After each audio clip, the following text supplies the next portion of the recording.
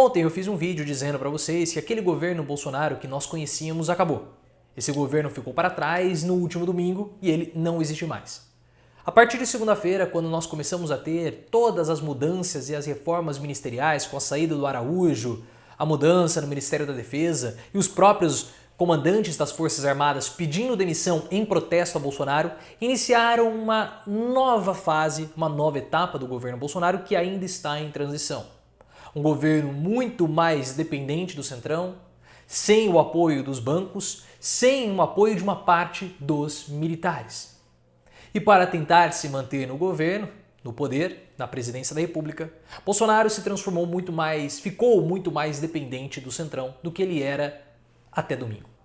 Tanto é que nós dissemos que hoje o vice-presidente de Bolsonaro não é o general Mourão, mas sim Valdemar Costa Neto.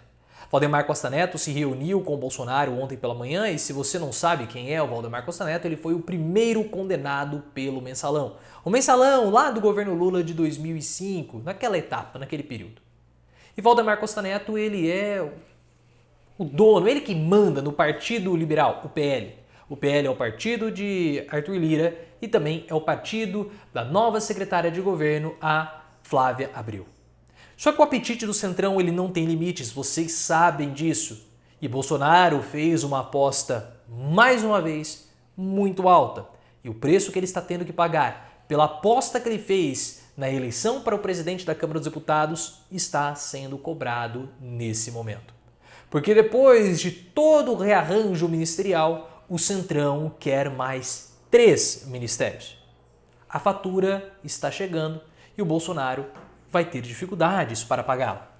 Eu vou ler para vocês a coluna do Kennedy Alencar e ele fala dos outros 3 ministérios. Bolsonaro discute com o Centrão trocas em mais 3 ministérios. O presidente Bolsonaro discute com aliados do Centrão a substituição de mais 3 ministros. O presidente disse a aliados que deverão deixar os postos. Os ministros Ricardo Salles, do Meio Ambiente, que já estava sendo pressionado pelo Centrão, junto com o Ernesto Araújo, já faz algumas semanas isso, Bento Albuquerque, de Minas e Energia, e Gilson Machado Neto, do Turismo.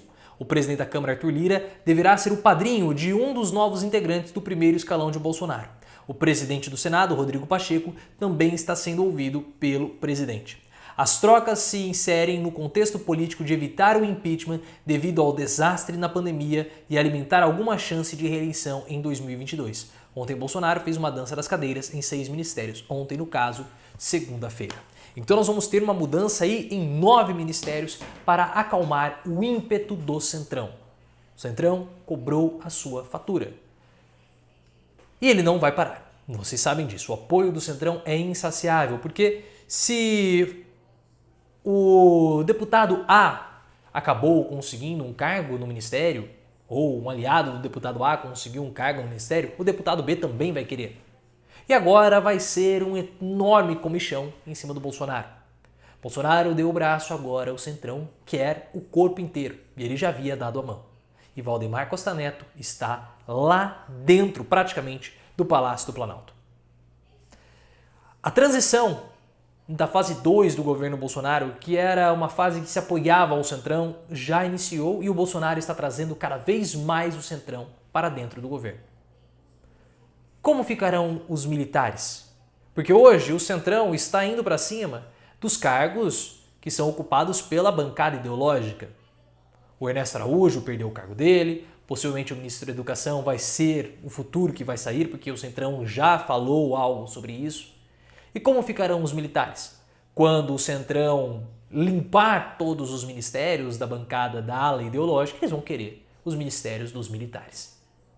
Não vai dar certo. O Bolsonaro está em uma espécie de casamento por conveniência. Não há amor em casamento por conveniência, as brigas vão se intensificar. Nós temos Bolsonaro e a ala ideológica, nós temos os próprios militares e também o Centrão.